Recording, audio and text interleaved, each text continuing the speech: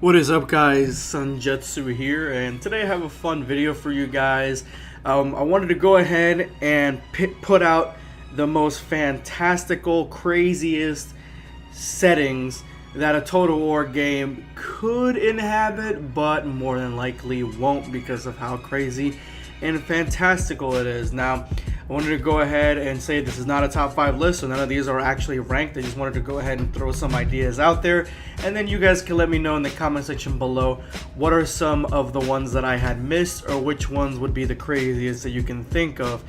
And for this list, guys, I'm not focusing on sci-fi, so those Star Wars, Star Trek, Halo, 40K, all that stuff, I'm not going to be focusing on this list. I'm focusing strictly on fantasy, mainly focused on sword and shield and horses and stuff like that. But I will have another video talking about the craziest sci-fi settings that I can think of. But there are certain settings that I don't think are that crazy, like say Star Wars, that I would want to make a separate video on later on, kind of talking about my ideas on it and letting you guys know what exactly I feel about that. Also for this list, the Elder Scrolls world, Game of Thrones, Lord of the Rings, even Warcraft.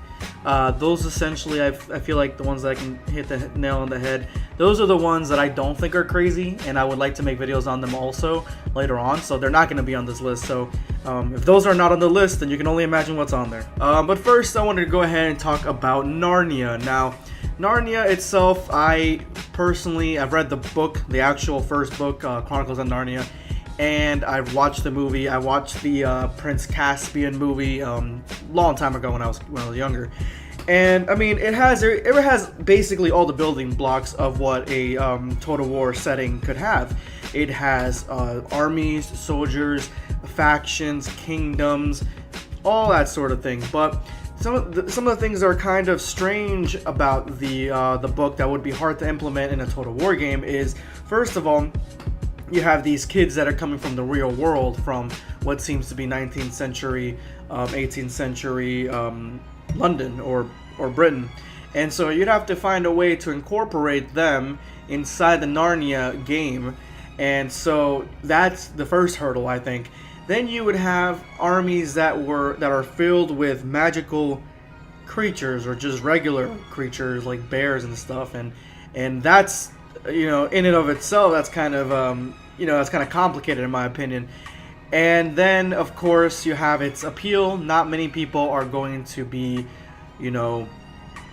throwing out money, big money, $60 for a whole game of Narnia. At least I don't think so. I wouldn't, honestly. I mean, if it was Total War, because I essentially buy every Total War game that I can get my hands on, then maybe. But for the most part, no, I don't think I would have that appeal to it, but who knows? I mean, I was skeptical about Warhammer, and now I love the franchise. So anyway, that's going to be Narnia. And then the next thing I have is Attack on Titan. For those of you guys who don't know Attack on Titan, Attack on Titan is an anime where these huge creatures attack a giant, almost like a mega city that's the size of a country. They break through layers of walls, and their whole purpose is to eat the people that are inside the city. Now, I've only seen season 1, or the entirety of season 1. So I haven't read any of the manga. So the season 2 is coming out in March, I think, May. So I'm gonna wait for the rest of the story there. So don't spoil anything for me if you know what's going on. But as far as I know from season 1, if you were to make a Total War game on this, first of all, yeah, it sounds like nonsense because you really don't have factions. You have less of what would make Narnia, an actual viable game. But when I was playing Rome 2 back in the day, and Attila, they had these mods called giant mods where you can make the individual soldiers into giants. And you can make, and actually in Rome 2, I think they made giants themselves, like look all giantish and stuff with clubs and stuff like that. So it was possible just to see that from a battle perspective. So the way you would make the game is one player would have control of the Titans, the other player would have control of the people, and you would have to break through each wall to get to the very center. I know, thinly laid out gameplay mechanics, but this is crazy. This is the craziest anime. This is the craziest fantasy settings for a Total War game. So, you know, take it or leave it. The next one I have for you guys is, this is a total of 5, by the way.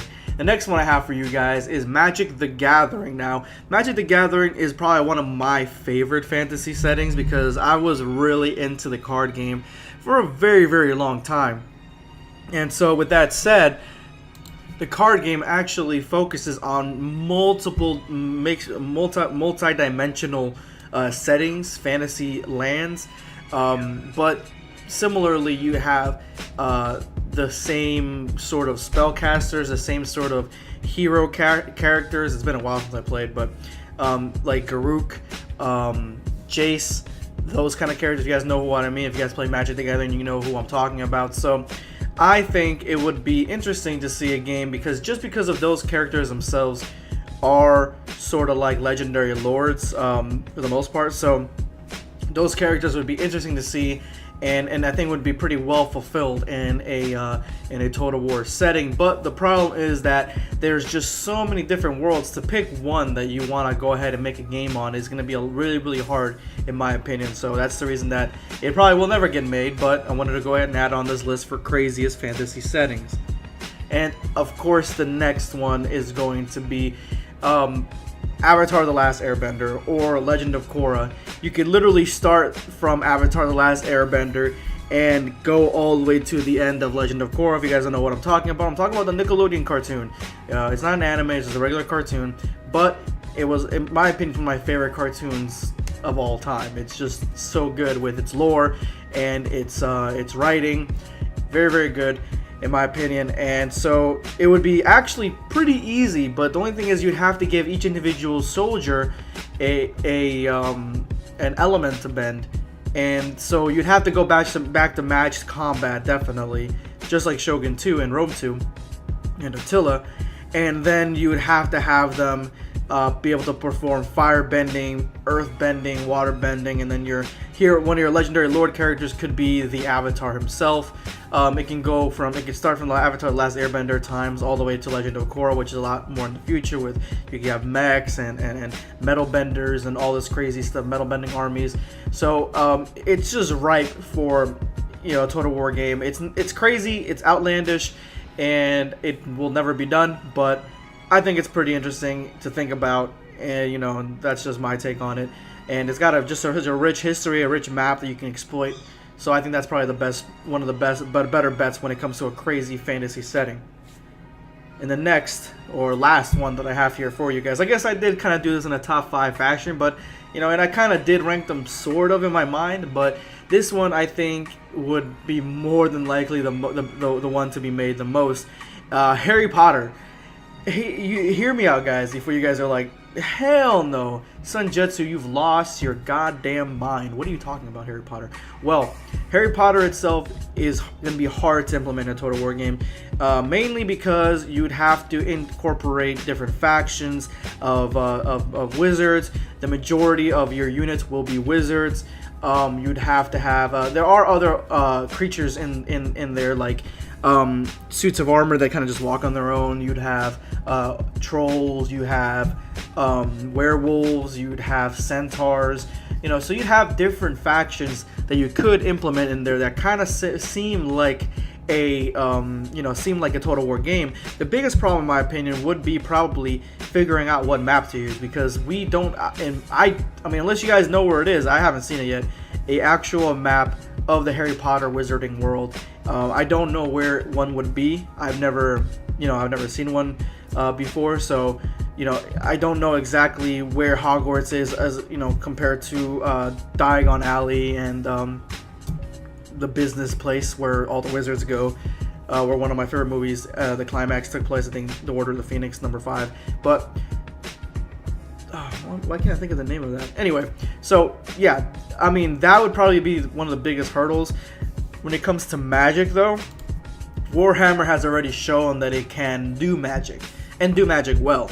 So I don't see that as a real big hurdle, in my opinion, when it comes to that. I mean, finding a way to incorporate the real world with the Harry Potter wizarding world, because they are, you know, connected in a way, that would be also hard. Very similar hurdles like Narnia would have. And then, you know, I think that this would be probably the biggest one that CA would see some profit from, because Harry Potter is really big right now. Harry Potter movies finished, a couple years back, but we have the Fantastic Beasts. Apparently, that's going to be, I don't even know. I heard like 8 movies or something like that. I don't even know how long that's going to be. But yeah, we have Fantastic Beasts. We have other Harry Potter stuff happening right now. The Pottermore site just landed. My wife actually loves Harry Potter, so for a Harry Potter Total War game, she'd probably actually play the game, to try to figure it out and stuff like that, and have some fun with it. So, anyway, guys, those are my craziest fantasy settings that I can think of. So let me know in the comment section below what crazy fantasy setting I might have left out, or that you think would be pretty fun to see in a Total War game. Just even if it's the slightest bit that it can even be, kind of like my Attack on Titans and my Magic the Gatherings. If it's the slightest bit that it can be a Total War game, put it in the comment section below. I think let's have some fun with this. Drop me a like if you like what I'm saying. If you like the video, please drop me a like. It helps my channel a lot. And as always, guys, if you like what you see here, please hit that subscribe button. Helps me out a lot. This is going to be Sunjutsu signing off. Craziest settings that a Total War game could inhabit, but more than likely won't, because of how crazy and fantastical it is. Now, I wanted to go ahead and say this is not a top 5 list, so none of these are actually ranked. I just wanted to go ahead and throw some ideas out there, and then you guys...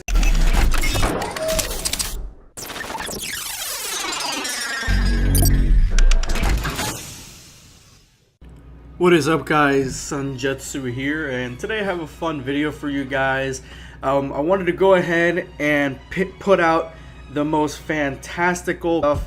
I'm not going to be focusing on this list. I'm focusing strictly on fantasy, mainly focused on sword and shield and horses and stuff like that.